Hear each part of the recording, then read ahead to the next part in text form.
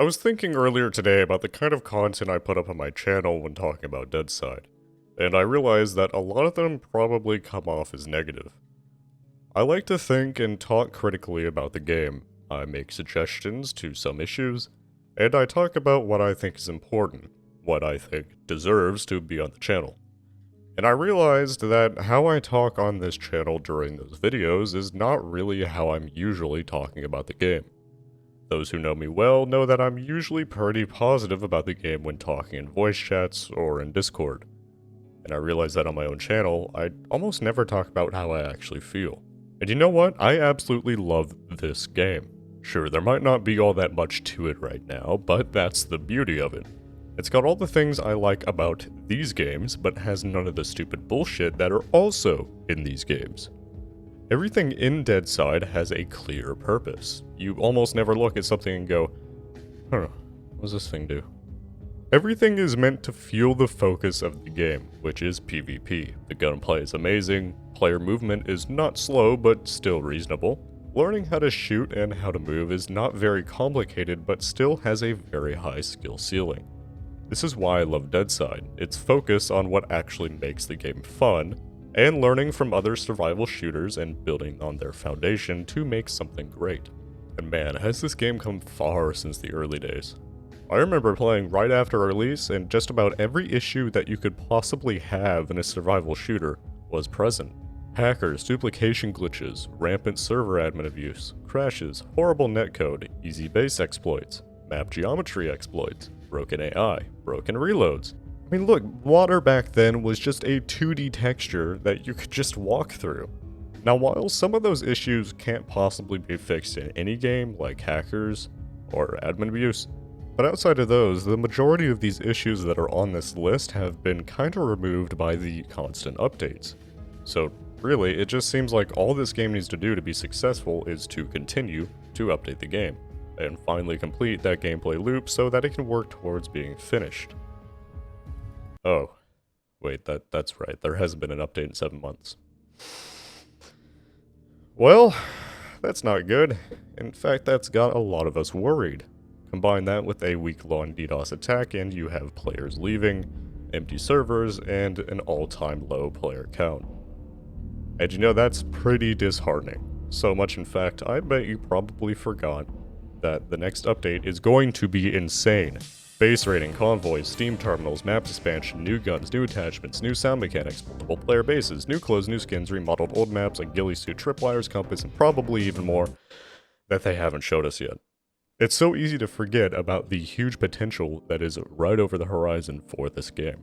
And I'm the worst about it too. I'm constantly having ideas for Deadside videos to put up on this channel, but then I'm reminded that, oh yeah, nobody's playing on first-person servers, so I can't really do a melee weapon PvP video. Bad Pixel have taken a very big risk with this update. They've decided to take more time to work on more meaningful content, meanwhile letting the player base kinda just die down. But we all know that they're gonna come back when the update comes out.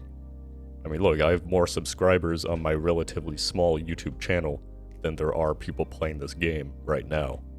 And that might seem like a bad thing, but really that tells me that there's still interest. And when the bigger content creators like Cotton come back to this game, well, we're gonna see a big player spike when this update drops. But here's the thing, and this is what makes me really excited for this update, is that this time there's raiding, there's more to explore, there's skins to collect, and there's a mostly complete gameplay loop starting to form. So the players that come back will now stay for much, much longer probably. The state the game is at right now, eventually after a wipe, everybody will eventually have a stash of full gear in their base.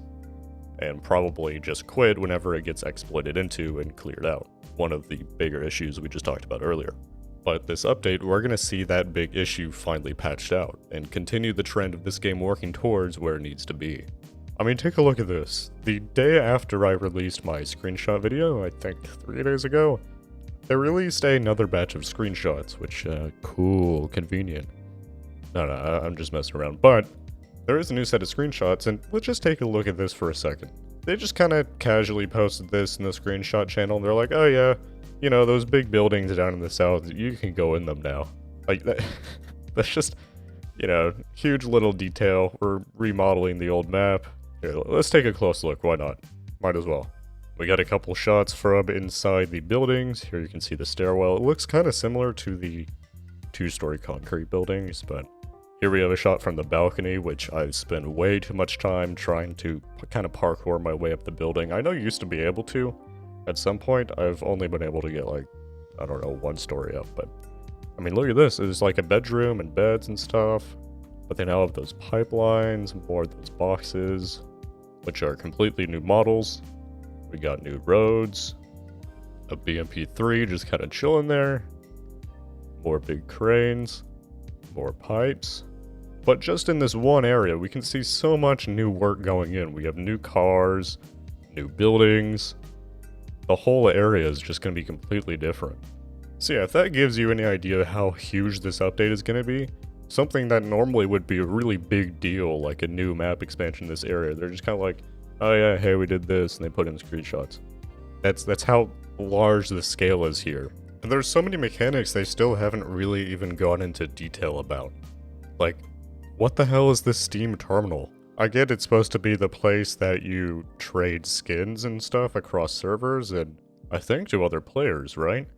There's a whole new special currency that's going to be used for this terminal, and we don't even know how that works yet. The new weapon attachments are going to completely change the meta of the game. There's so much we don't know yet.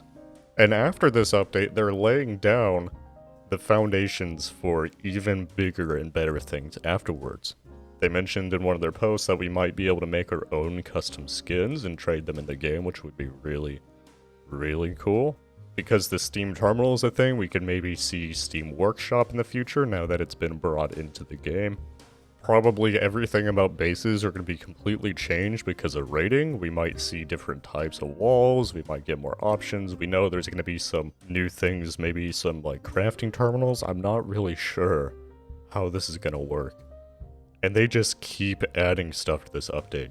And you know, I'm sure it won't be perfect. Every update has its issues and we're, you know, still in early access, but I think there's no doubt that the game will be in its best state overall so far.